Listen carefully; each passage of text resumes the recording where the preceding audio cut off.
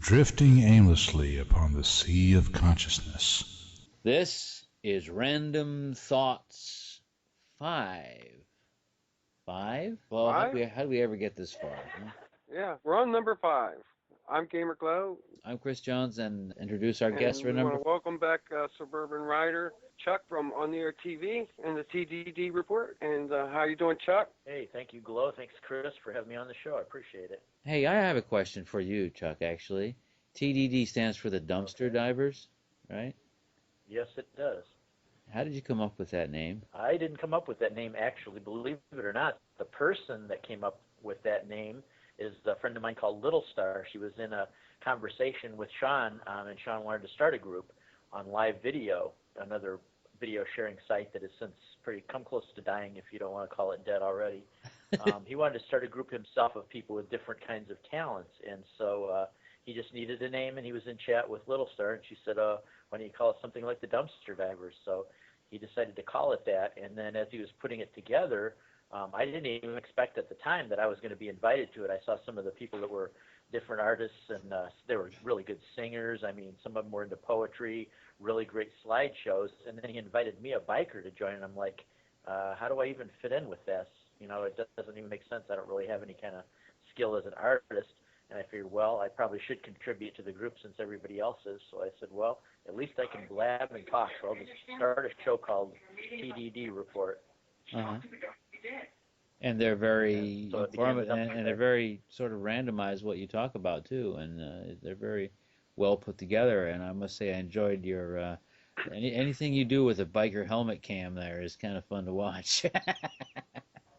Yeah, I do like having it. People have said, you know, why don't you mount it on the bike? Why don't you do this? Why don't you do that? But I'm like, it's not the same effect as when I turn my head to look at something. It's like you're seeing it right through my eyes because that camera is just like 1 inch below my eye level. So wherever I look, that's where the camera looks. That's cool. That's And I very have cool. done some of my TDD reports on the bike too. I have combined the two together sometimes. Glow. Well, Oh, yeah. Go ahead.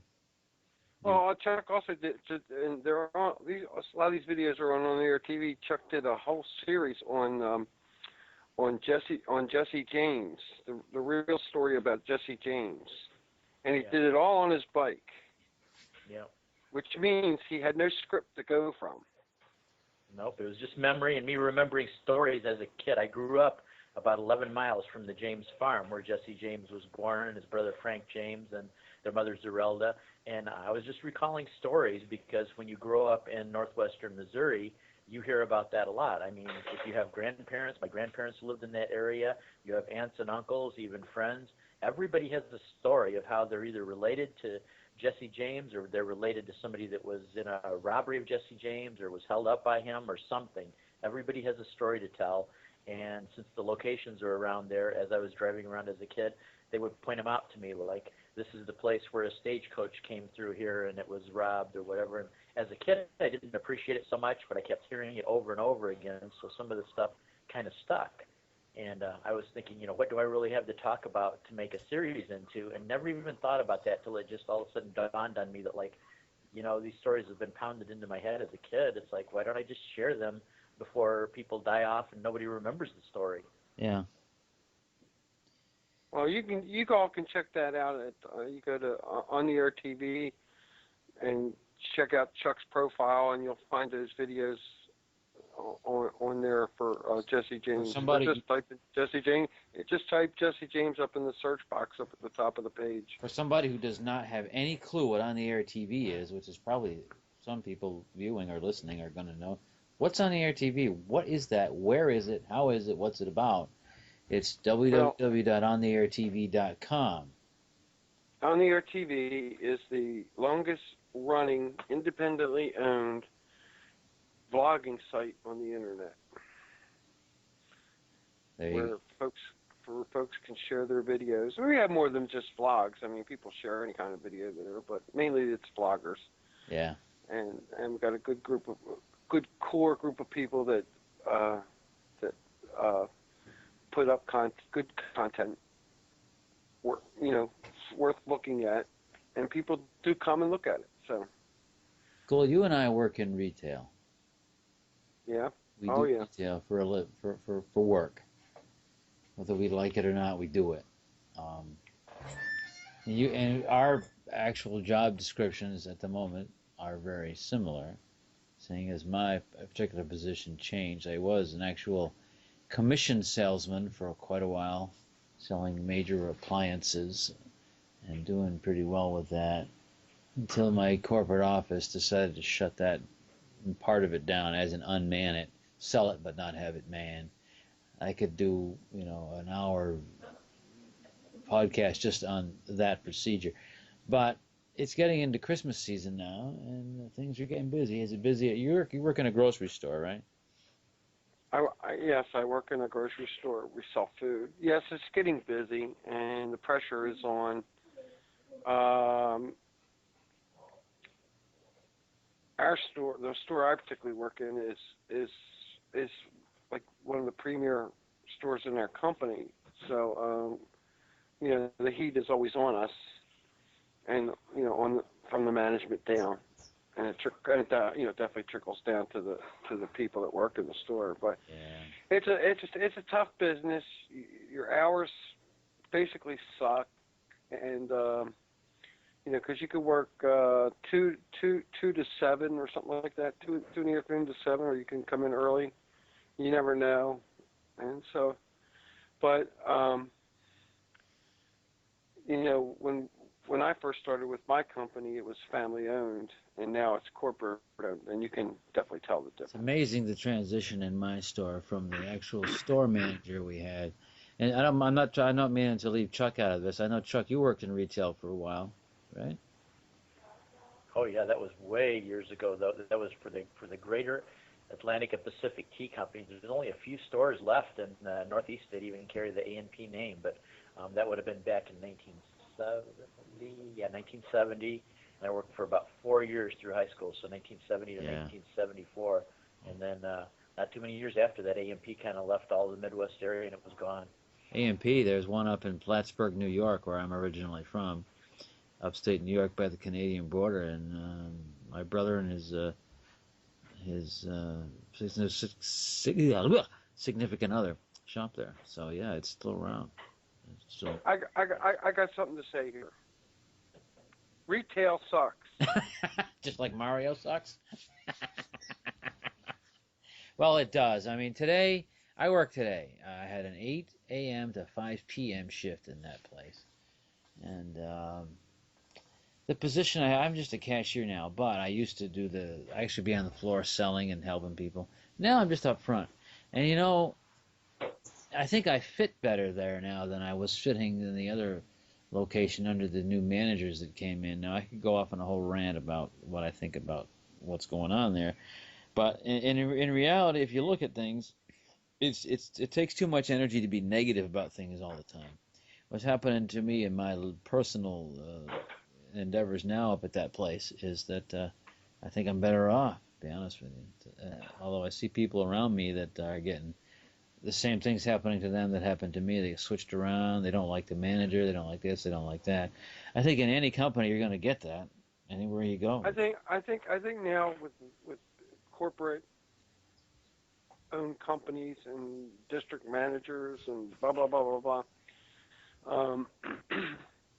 I think it could take a store manager who's probably a halfway decent person and turn them into somebody that's not real cool. And it comes down from the top. It all comes down from the top. I can get bad at my particular store manager, but he or she is only following instructions or reacting to stuff that's coming down from the top down to her or him. Yes. And like one day they cut some hours in the store, and it wasn't her that cut the hours or him. It was up top, and I saw her bang her fist on the counter, and I said, "What's the matter?" She goes, "How do you expect me to run this store with no help?" So I mean, sometimes you'd like to get mad at somebody for something, but you got to understand that that's all trickling down from somewhere else. It's all money. Everything's about money. And Yeah, the fact, I would have thought that at this point in my life, I wouldn't be working a retail job. I'd have been having a nice career, making six figures somewhere, but it just never happened. There were well, certain circumstances in some people's lives, I guess, just don't allow that. Which is why now I'm going to school online to get a bachelor's degree, so I can actually get a job that requires a degree, because I'm qualified for any number of jobs out there with my radio background and my customer service background and all of that. But without that bachelor's degree, they don't even look at you twice, not even once, most of the time. nope, nope. And I can tell you, this happened years and years ago, back in like 1975, no, 79. This happened in 1979. I was an assistant buyer for a major department store here in my city, and I saw my peers getting promoted, and they weren't promoting me. Yeah. And I walked into the vice president's office, and I said, "Hey, I'm training these people. I'm the one teaching them, and you're promoting them to higher positions, but you're not promoting me. What's the story here? Well, you don't have a college degree." That's what you I said, heard? "What's a college degree got to do with it? I'm more qualified than most of these people you're promoting. I'm the one teaching them." And well, I'm sorry, that's just their policy. And I said, And "Well, you that's can keep it. your policy. That You can keep the policy." I took my employee discount card and I threw it at him and I said, "See ya." I walked out. Yeah. But that's the thing, if You there's need so a many degree. people, that can do a job, but for them to weed it out, they have to have some criteria, and now it's a college degree of some kind, and You have to have. yeah, and But there are people. these There days are you do, people. and you look at people our age. Now I'm the oldest one of this group here, but you look at people, in their 45 and above. What do all of a sudden you've got to go back to school now. Yeah. What I'm If you going to want to school. find a better job. What I'm going to school for is something I've been wanting to do for a while. I'm going for a communications degree, and I want to get a job, some kind of high-paying media or web-based type of job, maybe where I can sit home. I don't know, but at least something that pays well with, what I need to make life worth more than it is at the moment, at least from a quality standpoint. Working in retail is what you're doing in retail is you're trading time for money, and you're trading time that isn't so good quality wise. You're trading it for money, and some days you wake up and say, "Do I have to go to that damn place today?"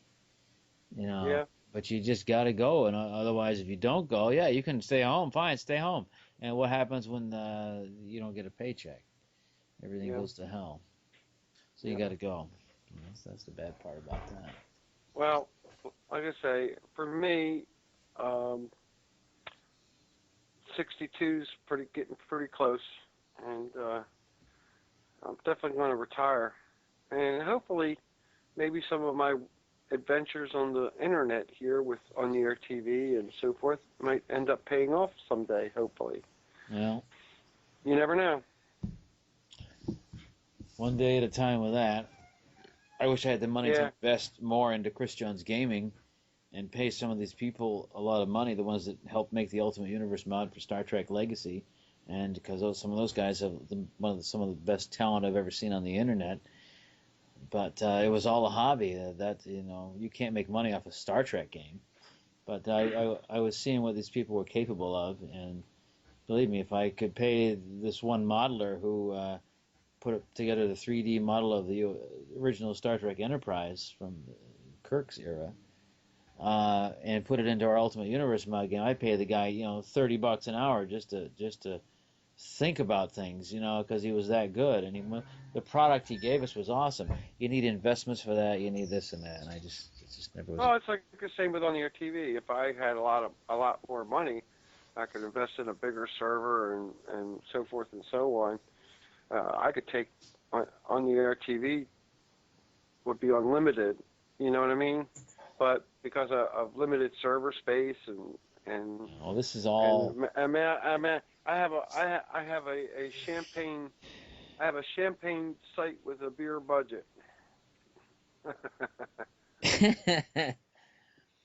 Well, we ranted a bit, and we're at 15 minutes again, All right.